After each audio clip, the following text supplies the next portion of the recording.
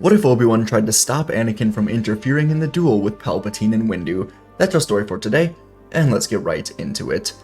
Our story begins in hyperspace as Obi Wan Kenobi is flying to Utapau on what is sure to be one of the most impactful missions of the entire Clone War. It may very well be the end of the war, if Obi Wan succeeds. And yet, something else was tugging at Obi Wan. It was Anakin. It was always Anakin. Just before departing for Utapau, Obi Wan had taken a moment to speak with Padme, expressing his concerns for all of the pressure that Anakin was under. He felt terribly bad leaving his students in his greatest time of need, and as the long minutes of hyperspace passed by, Obi-Wan made a choice. He contacted Yoda all the way on Kashyyyk, asking him about his status in battle. Yoda said the battle was going fine, and both Luminara Unduli and Quinlan Vos were down below in the battlefront. Yoda tilted his head, asking Obi-Wan what was wrong. He could sense something through the Force, and Kenobi said that he just must be back on Coruscant. He just had a feeling that Anakin needs him, and he must trust this feeling in the Force. Yoda said he understands, and Utapau is close enough to Kashyyyk. He will go to fight Grievous, and Obi-Wan may return to Coruscant. Obi-Wan thanked the Grand Master, wishing the Force be with him. The two of them have become quite good friends over the years. And so, as Obi-Wan emerged above Utapau, he immediately set course back for Coruscant, while Yoda jumped to Utapau from Kashyyyk. And on Coruscant, Anakin Skywalker was in constant turmoil, dealing with the nightmares of Padme, along with being a sort of spy for both Palpatine and the Jedi Council. Anakin just recently learned of Plagueis, putting the seeds in Anakin's mind that perhaps the Sith have the power to cheat death. It was not a thought Anakin was proud of pursuing, but he did wonder if perhaps the dark side is the way. He has lost so much trust in the Jedi recently. He killed Dooku. He did it. Not Yoda, not Windu, not Obi-Wan, and yet they refused to make him a master. Anakin was sure it was because the Jedi were afraid of him and his power. They were holding him back. Hours would go by, and Anakin would soon find himself back in the temple. He was masking his fears and frustrations with a calm, droid-like demeanor, as he always did when he entered the communications room. Windu just spoke privately with Yoda and Obi-Wan, and they decided to not tell Anakin why Obi-Wan was not fighting Grievous. They didn't want Anakin to think they were babysitting him in any way. So in the communications room now, Windu informed Anakin that Yoda is about to engage Grievous, while Kenobi is off on a new mission. And Anakin was instructed to go and inform the Chancellor of this news. All the way back on Utapau, Yoda met with Commander Cody in the 212th Battalion, one in which he was quite familiar. Cody was one of the more well-known clones, and Yoda set everything up with him. Yoda would go in alone, descending into the main floor, where Grievous and his droids were stationed. Within a few seconds, Grievous's Magna Guards were thrown all the way off the ledge, and Grievous turned to greet the Grand Master. Grievous coughed, then laughed, and he remarked it was a great privilege to be meeting Yoda, Grand Master of the Jedi Order. And Grievous ignited his 4 blades, telling Yoda he was trained in the Jedi arts by Count Dooku, Yoda's former student, Grievous said with a laugh. Yoda pulled out his own blade, telling Grievous a lightsaber is a Jedi weapon, and he is not fit to wield it. Grievous growled, telling Yoda that he better take the sabers back from him, if he can, and Grievous lunged forward, swinging down on Yoda as Yoda blocked the first few strikes, using the Force to greatly enhance his speed and strength, as Grievous's strikes slammed down with more power every time. Yoda flipped backwards, landing on a wall, telling Grievous he has become overconfident. Then Yoda flipped over Grievous, slicing into his shoulder, landing back on the ground. Grievous said this was a lucky strike, and one he will repair once Yoda is dead. He moved back in, and the two of them continued their duel along the platform. Yoda made himself vulnerable, and Grievous lifted all 4 sabers in the air, allowing Yoda to reach out and freeze Grievous. The droid general yelled out in anger, and Yoda said that although Grievous uses a Jedi weapon, he will never have the true power of a Jedi, using a Force push to crush Grievous's organs as he slammed into the far wall. The clone army poured in, taking on the droids, as Yoda finished off Grievous as he tried defending himself. And now Yoda could only hope things on Coruscant were going just as smoothly. As Anakin entered the office and told Palpatine that Yoda is fighting Grievous, Anakin had a strange feeling about all of this. He told Palpatine that the Jedi have sent Obi-Wan on a new mission, one he is not aware of. And Palpatine slowly stood up, giving Anakin the same kind, trusting smile he always had. and he told Anakin that the Jedi simply do not trust him. With every day that passes by, they sense his growing power in the Force. Palpatine said that after defeating Dooku, the Jedi should have embraced and promoted him, but instead they only shot him down, denying him mastery, forcing him to spy on a friend. Palpatine then said he assumes Kenobi is coming back to Coruscant in order to restrain Anakin. And Anakin looked very confused, asking Palpatine what he meant by this. Why would the Jedi need to restrain him? Palpatine said he thought it would be obvious. With the destruction of Grievous, the Jedi are going to come and try to kill him under the guise of an arrest. Anakin refused to believe this, but Palpatine said it's true, and if he dies, then the knowledge of the Sith, the knowledge to save Padme, dies with him. And now Anakin ignited his blade, realizing the truth. Palpatine is Sidious. And Palpatine had Anakin right where he wants him, asking Anakin if he has ever done anything to break his trust.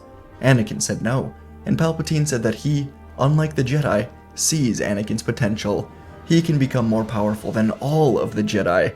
Under Palpatine's teachings, he can become the heir to the power of the Sith, learn to save his wife. Anakin heard all of this, and part of him wanted to kill Palpatine, while another part of him trusted Palpatine and knew he was right. Anakin decided to let the Jedi decide what is right.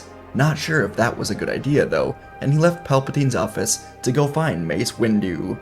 Upon hearing this revelation in the temple, Windu would instruct Skywalker to stay in the council chambers until he returns. Anakin hated this. He wanted to ask Windu where Obi Wan was, but Windu was now loading himself, along with 3 other Jedi, onto a Republic gunship. Anakin remembered exactly what Palpatine told him. The Jedi planned to assassinate him, not arrest him. And Anakin wondered if this was right. Palpatine was not exactly innocent, but Anakin did trust him. And so as they took off, Anakin would soon stand in the council chambers, knowing that he would not be able to wait here for long. And so, the duel in Palpatine's office would begin. Palpatine quickly would take out Saesee Tiin, Agen Kolar, and Kit Fisto, while Mace fought strong, and Anakin was flying a speeder, preparing to land outside the executive building. As Anakin landed, he was amazed at how quiet the outside halls were. It was very late, but the duel for the fate of the galaxy was occurring, and Anakin was about to run through the halls when a new ship landed in front of him. Obi Wan Kenobi jumped out of it, now coming face to face with Anakin. Moments ago, Obi Wan finally re-entered the Coruscant atmosphere, and he saw the blinding purple and red blades clashing through the office window, and then he saw a speeder landing below. He knew it was Anakin, so Obi Wan flew down and ejected, knowing he could not let Anakin interfere with the battle above them. Obi Wan trusted Windu to defeat Sidious, who turned out to be Palpatine after all this time. And as Obi Wan now stared at Anakin, he could barely recognize his former student. Anakin was disheveled. Clearly he hadn't slept in a while, and he coldly told Obi Wan to get out of his way. Obi Wan said he cannot do that. Chancellor Palpatine is evil, and Windu is doing what he must. Anakin asked if Windu was going to kill him, and Obi Wan said that is up to Palpatine. If he does not surrender, then Windu will have no choice. And to Obi Wan's surprise, Anakin ignited his lightsaber, saying that Palpatine was right. The Jedi are trying to take over. Obi Wan didn't know how to respond to this. The Jedi weren't trying to take over, they were simply trying to remove this dictator from power. Obi Wan yelled back at Anakin, saying Palpatine has controlled both sides of the war, manipulated everything for his own personal gain. He cannot be trusted. But now Anakin heard whispers through the Force.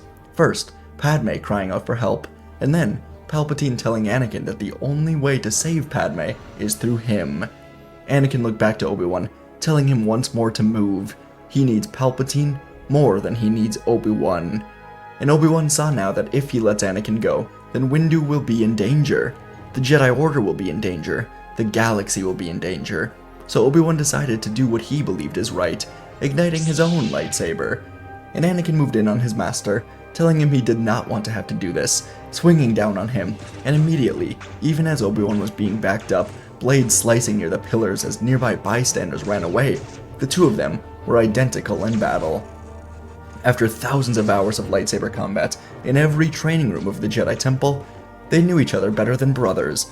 With every swing, Obi-Wan was backing up, giving ground, allowing Anakin to be the aggressor. It was his way of fighting, and Anakin drove him back to his own ship. The two of them flipped over Obi-Wan's ship, dueling out onto the hangar platform. Exchanges of the blades flashed, every leap was sidestepped or met with flying kicks, and they were fighting as master and apprentice, the light side taking on the dark. And far above them, in Palpatine's office, Mace Windu and Darth Sidious continued their duel to the window, cutting away the glass together. The shards fell far down below, and both Mace and Sidious saw something, blue blades clashing and echoing far below them. And as Skywalker and Kenobi dueled, hundreds of glass shards landed just behind them as they looked up to see Windu and Sidious. Both duels suddenly paused, and for a split second, the entire universe seemed to stand still. But a moment later, Sidious stabbed forward at Windu, the Jedi Master dodged it, then began dueling Sidious once more as Anakin tried to get past Obi Wan, only to be met once more with his blade. As Anakin and Obi Wan moved back through the halls of the executive building, Anakin was beginning to panic. He could sense that with every second he wasted here with Obi Wan, Palpatine was in more danger. Anakin would not lose Palpatine. It would mean losing Padme. He managed to elbow Obi Wan in the face, force pushing him away. Obi Wan stumbled back up as Anakin then swung down on him, his wrist threatening to kill Kenobi. And Kenobi used the Force to mess with the wiring in Anakin's mechanical hand, a trick he once used on Grievous, and Anakin dropped his lightsaber right into Obi-Wan's hands. Obi-Wan moved forward for a non-lethal strike, but Anakin pulled Obi-Wan's saber into his hands, turning it perfectly to slice through Obi-Wan's forearm. Obi-Wan dropped Anakin's saber, and Anakin grabbed it with the Force as Obi-Wan fell to his knees. And Anakin now held both blue sabers in an X across Obi-Wan's neck, the same way he once did with Dooku. Conflicting emotions were swirling through Anakin's head as Obi-Wan looked up at him with pure shock and sadness. He told Anakin he has failed him, and he is sorry. Anakin closed his eyes, saying he must save Padme, but before he could do anything, Mace Windu ran from around a pillar to see Anakin and Obi-Wan. Anakin knew what this meant. Palpatine was dead, and Anakin dropped both sabers to the ground, feeling himself go numb. Windu saw that Skywalker was about to kill Obi-Wan, so Windu would hit Anakin with a giant force push, sending Anakin crashing into a pillar. The pillar cracked a bit, and Anakin fell hard into the ground. Dazed and confused now, Anakin looked up, telling Windu that he would pay for what he has done. And moments later, a squad of Coruscant Guard clone troopers finally made it to the halls, pointing their blasters at the Jedi. Anakin told Fox and his men that Windu just killed Palpatine. He is a traitor to the Republic, and he must be killed for his actions. Windu told the clones to stand down. As a leading master of the Jedi Council, he has just taken down Palpatine. After discovering him to be the leader of the Separatists, he did what he did in order to protect the Republic, and without a standing chancellor, the Jedi will be taking over the Senate effective immediately. As of now, Windu is the standing chancellor of the Republic, and the Grand Army must be loyal to him, or face consequences for treason. Commander Fox looked from Anakin, to Obi-Wan, to Windu, then to his men. If Windu was telling the truth about Palpatine, working for the Separatists, then he did what was right. Fox was loyal to the Chancellor, but that's because he was loyal to the Republic. He didn't exactly love the Jedi at all, but it was his duty to follow orders, and right now Windu was in charge. So the clones stood down, and Anakin was hit with a stun blast to be arrested. Fox would allow Obi-Wan and a new squad of clones to bring Anakin to the Jedi Temple, while he and Windu stood together. Fox demanded to know exactly what was going on, and Windu let Fox in on all of the evidence the Jedi have so far. Right before the attack on Coruscant a handful of days ago, Windu and a few other Jedi were very close to identifying the true identity of the Sith Lord pulling the strings of the war. For many months now, they've suspected that someone high up in the Republic was working with Dooku, but they never truly assumed it could be Palpatine. In their investigations, the Jedi found an underground tunnel system leading from 500 Republica, the building where Palpatine lives, all the way to a hidden layer in the industrial sector. And right as they were putting together exactly which person has been using the tunnel, the attack on Coruscant was executed. And over the last few days, Palpatine has been interfering with Jedi business, until now he has told Anakin the truth. Fox asked Windu why Anakin was so intent on the Jedi being evil and joining Palpatine, and Windu shook his head. He truly did not know. But Anakin turned into someone completely different. He attacked his master, his brother Obi Wan, and if Windu hadn't arrived just in time, Anakin may have killed Obi Wan. Fox said he did not fully trust the Jedi at all, but as the two of them entered Palpatine's office, Fox would see the slaughtered bodies of Kolar, Tin, and Fisto, along with the dead body of Palpatine with his yellow eyes. And Windu played the audio recordings for Fox. There was evidence here, and Windu would start organizing an emergency Senate meeting to tell them that the Jedi will be declaring a galactic emergency, taking over the Republic until this war is officially over. They've all been under the control of Sith for years, and it's time the Jedi take back the Republic. Across Coruscant, Padme would receive an alert about this upcoming meeting, and she became extremely anxious about what all of this was about. And soon she heard a speeder land outside of her home. She ran outside, hoping to see Anakin, but instead she saw Obi Wan with a large Bacta bandage covering his arm. He gave Padme a weak smile, sitting her down on the couch, and Obi Wan would tell it to her straight up, saying that Palpatine has been killed, and Anakin has been placed in the Jedi Temple prison. This information, obviously, hit Padme extremely hard, and Obi Wan explained everything about how he had a feeling Anakin needed him, so he returned to Coruscant, and in that time, Anakin found out that Palpatine was a Sith Lord, the one who trained Dooku and orchestrated this war. So while Windu confronted Palpatine, Obi-Wan had to stop Anakin from interfering, because Anakin wanted to save Palpatine. Padme said she could not believe that. Anakin would always do what was right. But Obi-Wan said Anakin mentioned her name, saying that he needed Palpatine in order to save Padme. Padme looked away, telling Obi-Wan that Anakin had nightmares recently about her dying in childbirth. Nightmares like the ones about his mother. Obi-Wan remembered Anakin's mother, and how Anakin had nightmares before she died. He knew that Anakin would do anything in his power never to live through that again, even if it meant killing Obi-Wan. Padme asked what will happen to Anakin now, and Obi-Wan said he was not sure. The Council didn't trust him before all of this, so things may not be easy for him. And Padme would soon leave for the Senate meeting with great despair on her mind. In the Senate, Windu would recount everything that happened, and he would announce that the Jedi Council is taking over the Republic until the war is wrapped up. At that point, the Jedi will help orchestrate a new, fair election of a new Chancellor. Many senators were outraged at the Jedi taking over, but many were relieved that this meant the war was ending soon. The Jedi had the Grand Army on their side, so interim Chancellor Windu was able to take control and finish wrapping up battles while searching for the Separatist leaders. When Anakin finally did wake up, he was inside of the temple prison behind a ray shield. In the cell across from him was a Mandalorian vault with Darth Maul locked inside of it. Anakin could sense Maul's burning rage and anger from here, and from the stairwell came Yoda, Obi-Wan, and Ahsoka. Anakin saw that Obi-Wan was wearing a Bacta bandage on his forearm, and emotions of regret and sorrow came to Anakin now. Yoda shook his head, telling Anakin he allowed the Dark Lord to see his greatest fears, attachments, weaknesses, and Sidious used all of them against him. Anakin didn't have many words, but he did tell Obi-Wan that for what it's worth, he doesn't think he would have been able to kill him, even if Windu never showed up. This gave Obi-Wan some relief to know Anakin still held a bit of compassion, but the Jedi would tell Anakin that he's been expelled from the Jedi Order. Anakin accepted this, and in time, he would be freed from the prison. He flew to Padme's apartment, anxious to see her, but Anakin quickly found it to be abandoned, with only a handwritten note left behind. Padme wrote to Anakin, telling him that she cannot be with him any longer, at least not right now. He needs to heal himself before he ever takes on the responsibility of raising a child. Padme said she will always love him, but told Anakin not to look for her, and the handmade necklace Anakin gave to her so long ago laid on top of the note. Anakin closed his eyes, letting any emotions of anger wash away. This was more than he deserved, and he soon stood on the balcony, watching traffic go by for hours as he contemplated a new path in life. Over the next few weeks, the Separatists would be forced to surrender.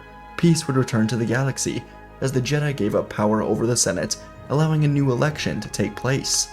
Padme would give birth to the twins, Luke and Leia, on a small island her family knew about called Papu. It was a peaceful place to raise the children, hidden from the galaxy. And Anakin Skywalker would travel the galaxy, trying to find his place, eventually finding peace and becoming a sort of blade for hire, taking jobs to help people not as a Jedi, but more so as a vigilante hero of the Outer Rim. And Anakin found a new purpose in this life. And folks, that is where our story ends for today. Let me know what you thought in the comments. Please hit the like button as it helps quite a bit. But let's talk about it a bit. So, had to find a way for Obi-Wan to kind of end up back on Coruscant, with the timing hopefully lining up with him kind of finding Anakin right as Anakin is going to confront Palpatine. Ultimately, I thought if he just goes to Utapau and then flies back to Utapau back from Utapau right away, it'll make sense. And Yoda had 2 other Jedi on Kashyyyk, Luminara and Quinlan Vos, so he could go fight Grievous. That's an important battle. So I had those 2 things ultimately mix up, and I like the way it goes. Overall, having Obi-Wan return in the moment he did, right as Anakin is going to confront Palpatine, I think would be in a moment where Anakin is desperate to just go and help Palpatine, so I do think that duel would take place. Let me know if you think differently, but yeah, this is actually pretty, I think, accurate as to how the story may go. I do think Obi-Wan and Anakin would fight. I did like doing the Anakin having the sabers across Obi-Wan's neck, just like Dooku's, so hope you guys enjoyed this. Ultimately, Anakin not getting the happiest ending, but still surviving. Anyways, thanks for listening. Let me know what you thought. Thanks for watching. I'll see you in the next video.